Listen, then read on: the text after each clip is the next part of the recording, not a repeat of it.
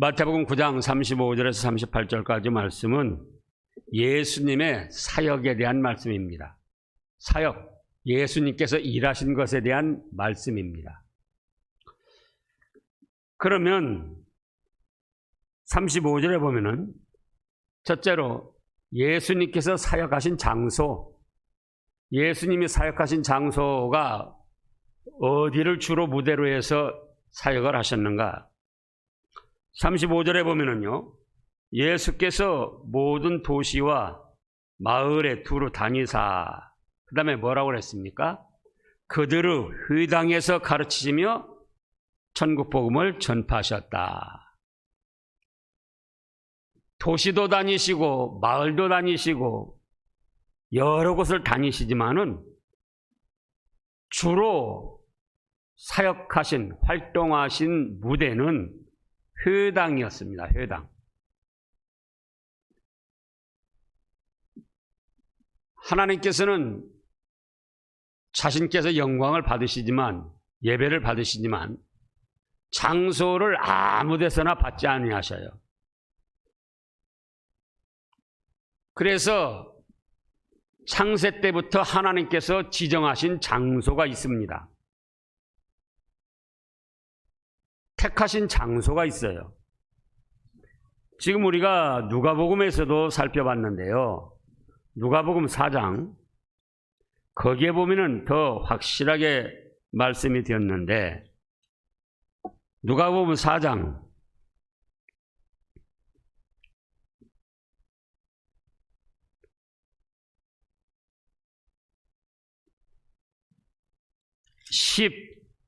16절 말씀 읽어보세요.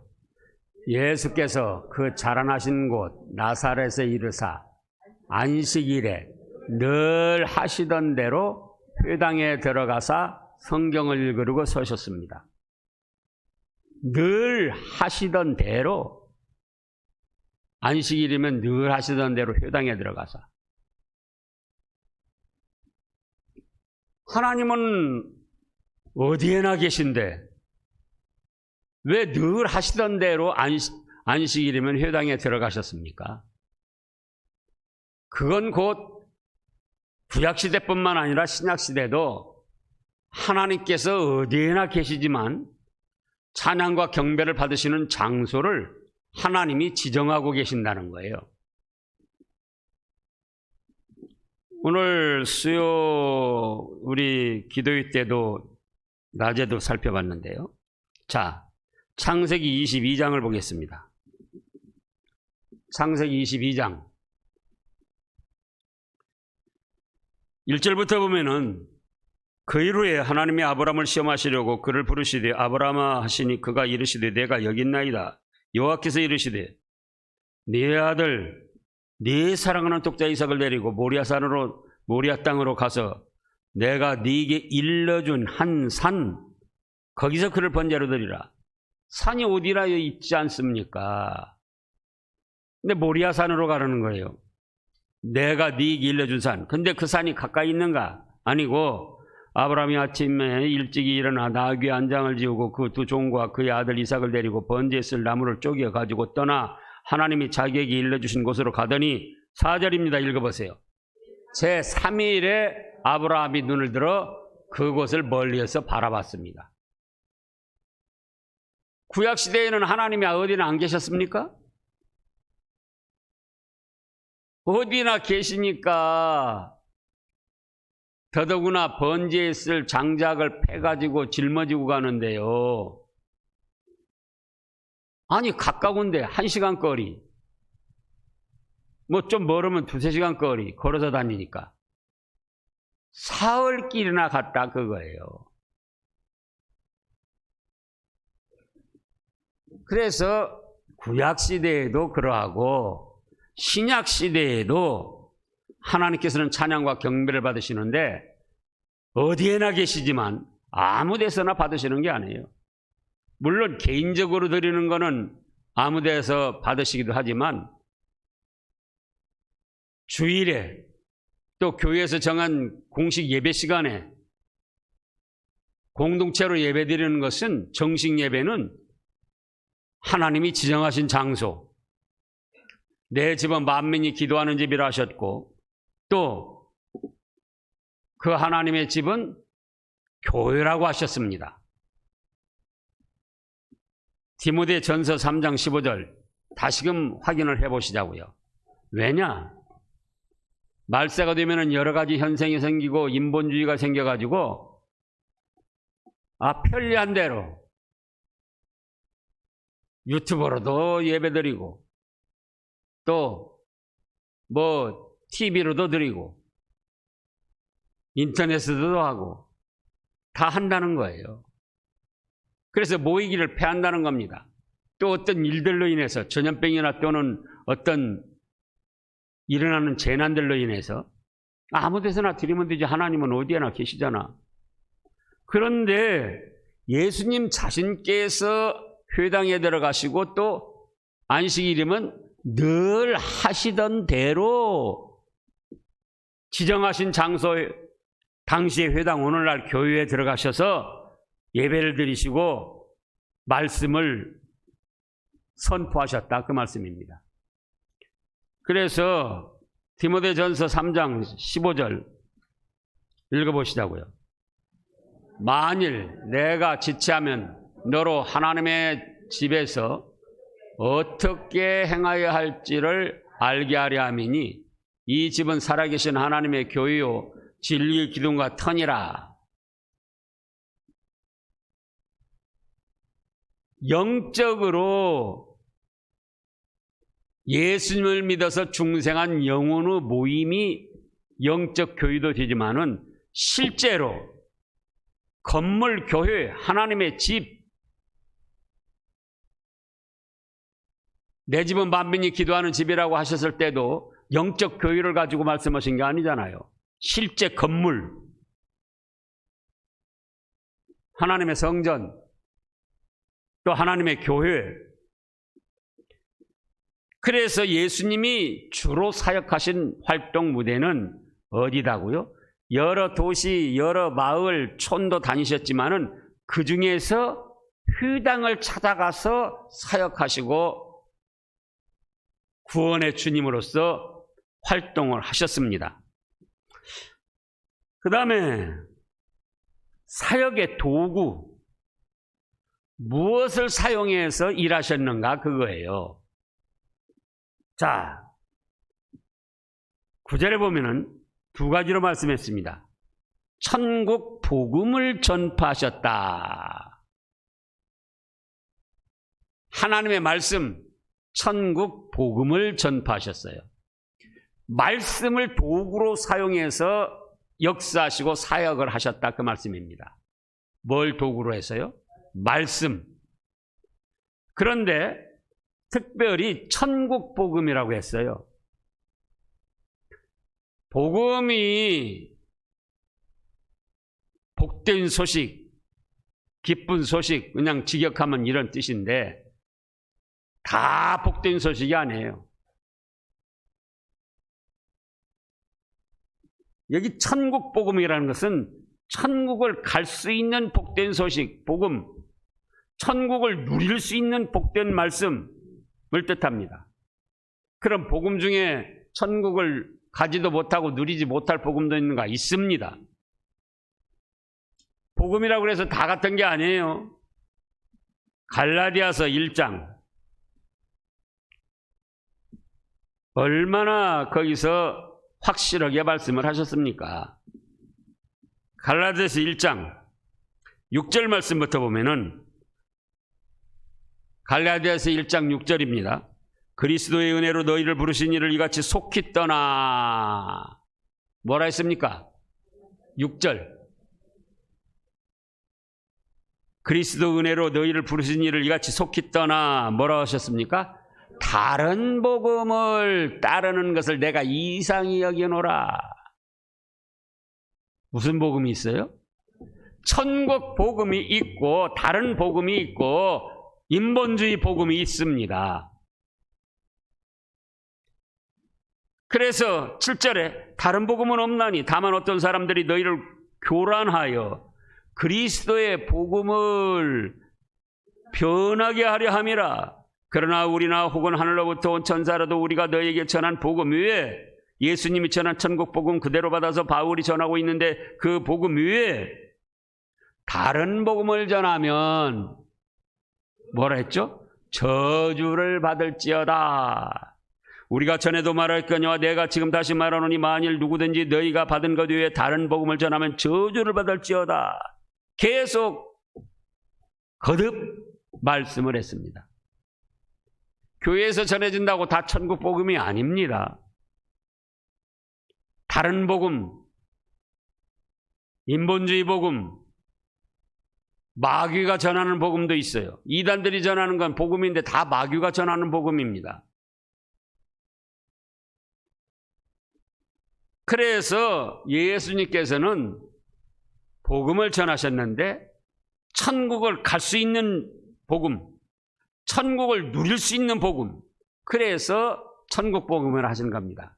그럼 천국을 갈 수 있는 건 뭐냐? 죄인은 좋은 곳 못 갑니다. 그러죠?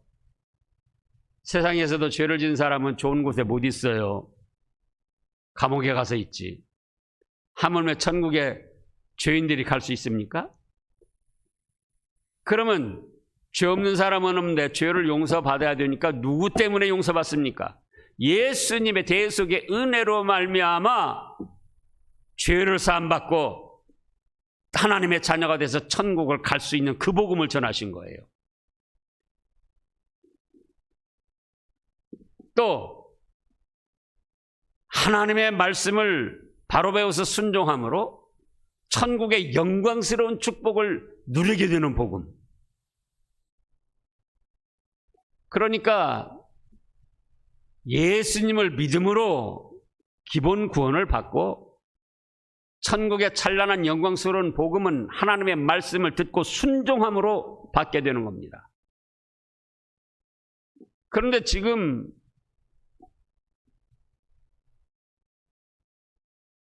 교회에서 전하는 복음들을 보면은 다른 복음이 너무 많아요.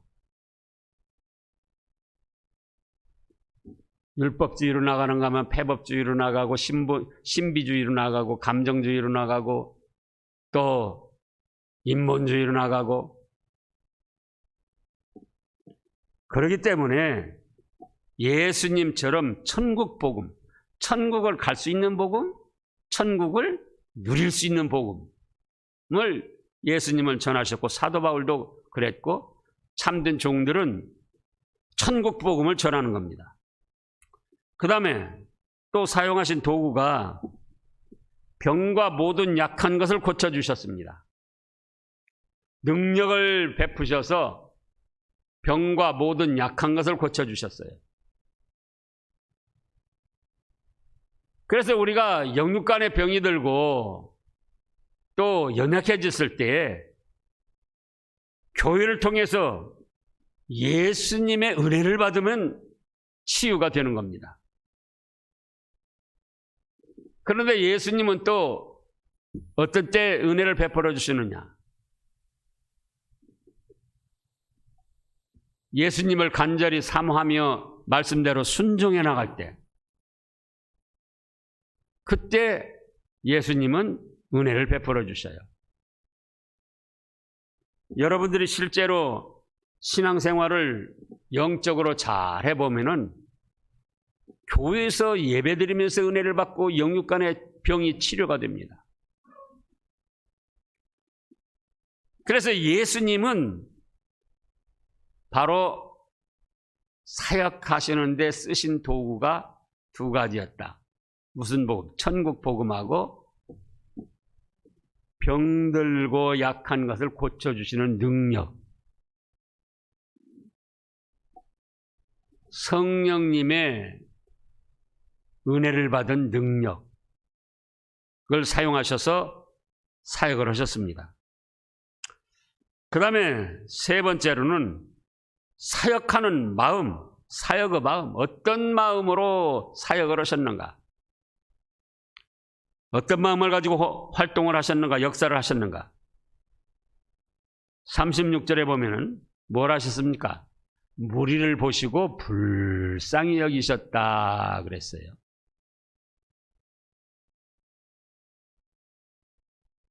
너 잘했냐 잘못했냐 완전하냐 불완전하냐 그거 가지고 마음으로 정하시는 것이 아니고 뭘로요? 불쌍히 여기는 마음.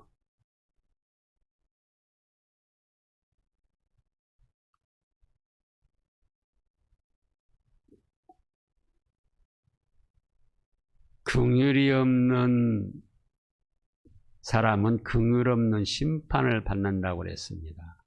우리가 때로는 잘하고 잘못한 것도 따지기도 해야 되지만은 우선 잘하고 잘못한 걸 따지기로 말하면 자기부터 걸리는 줄 아세요.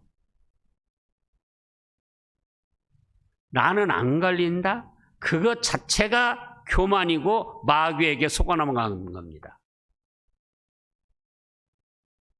다른 사람 잘하고 잘못하고 따지기 전에 무엇을 가져야 된다고요? 긍휼, 불쌍히 여기는 마음.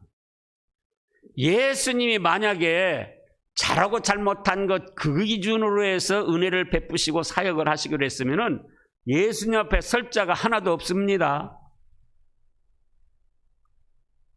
12사도가 완전해서 사도로 세움을 받았습니까?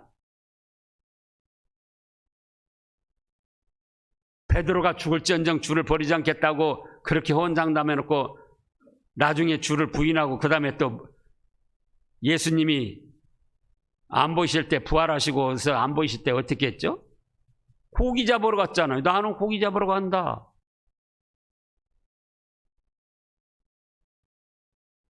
야고보 요한은요. 얼마나 성질이 급한지 무슨 별명을 주었습니까? 우리라는 별명을 붙여줬어요. 우리라는. 그래서 요한 사도가 야고보 사도가 어떤 잘못된 사람들을 보고 뭐라고 그랬습니까? 예수님께. 주여 하늘에서 불이 내려가지고 저것들 다 살려버리면 좋겠습니다.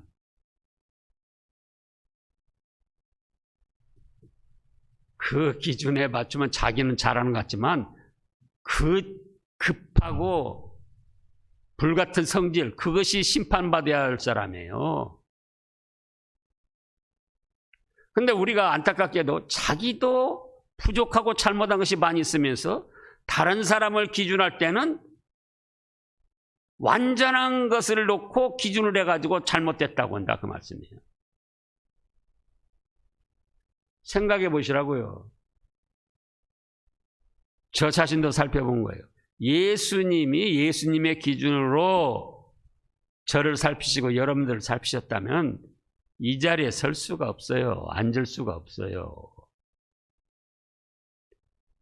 무슨 마음을 가지고 사역을 하셨느냐? 무슨 마음이요? 불쌍히 여기며.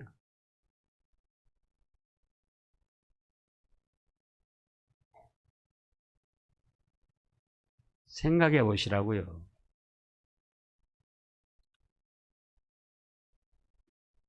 그래서 우리가 다른 사람을 살필 때도 예수님의 마음을 가지고 무슨 마음을 가져야 된다? 불쌍히 여기며. 그래야 우리도 주님으로부터 긍휼을 입게 되는 겁니다.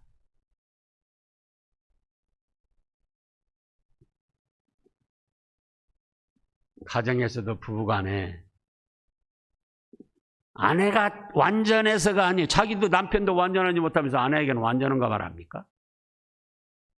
아내는 완전하지도 못하면서 또 남편에게 완전한가 바랍니까?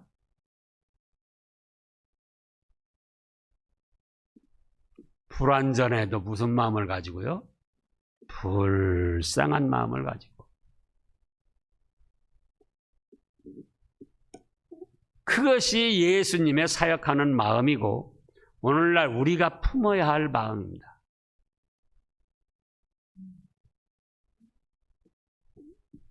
그래서 어떻게 여기셨냐?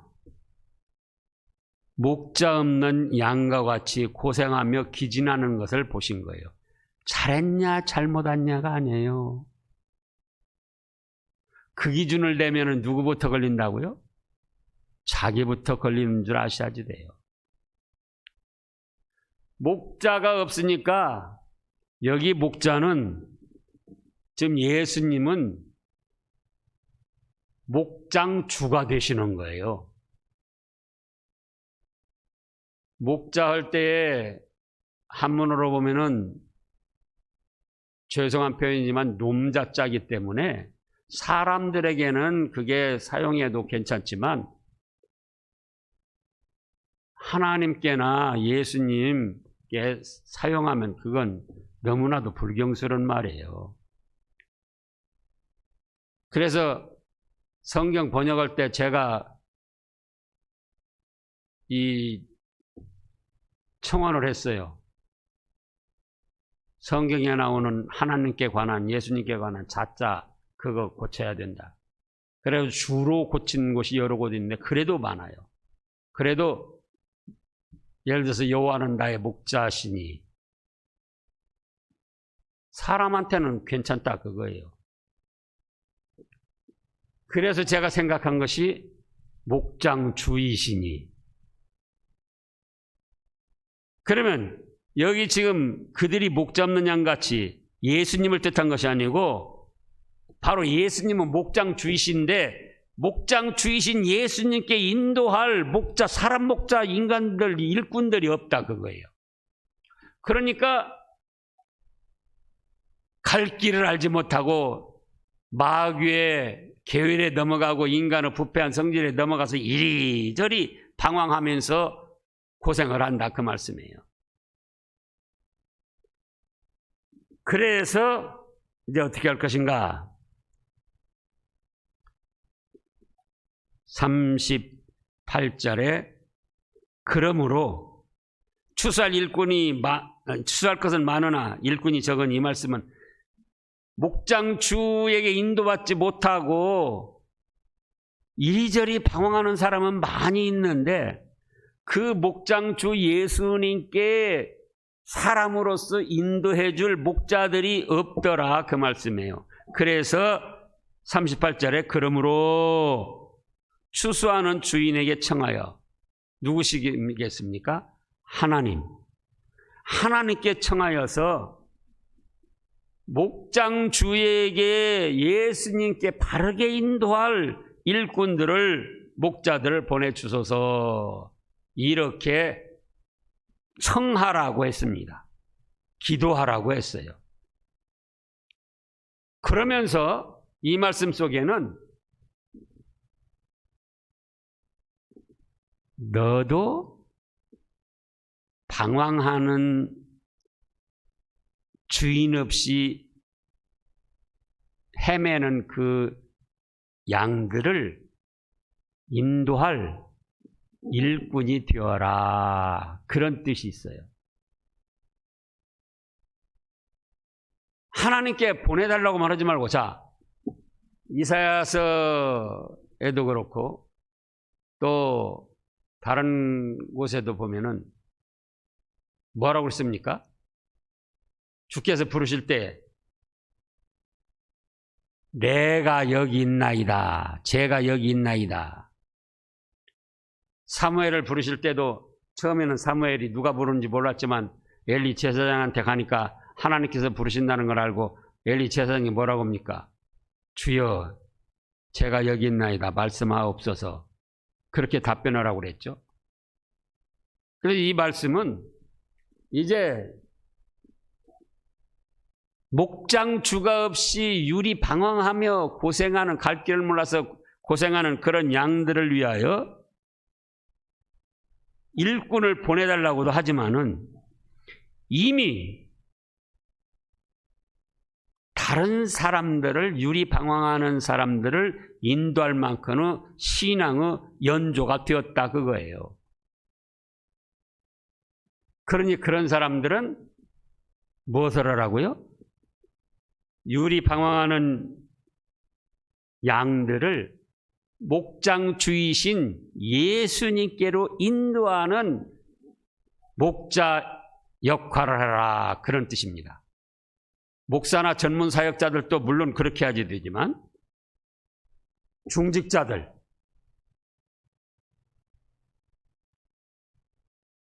여러분들이 한번 생각을 해보시라고요. 한평생 믿었는데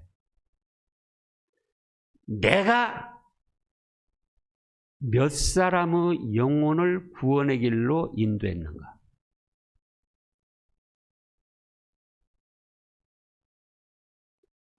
(20년) (30년) (40년) 집사, 권사, 장로가 돼가지고 한평생 믿었는데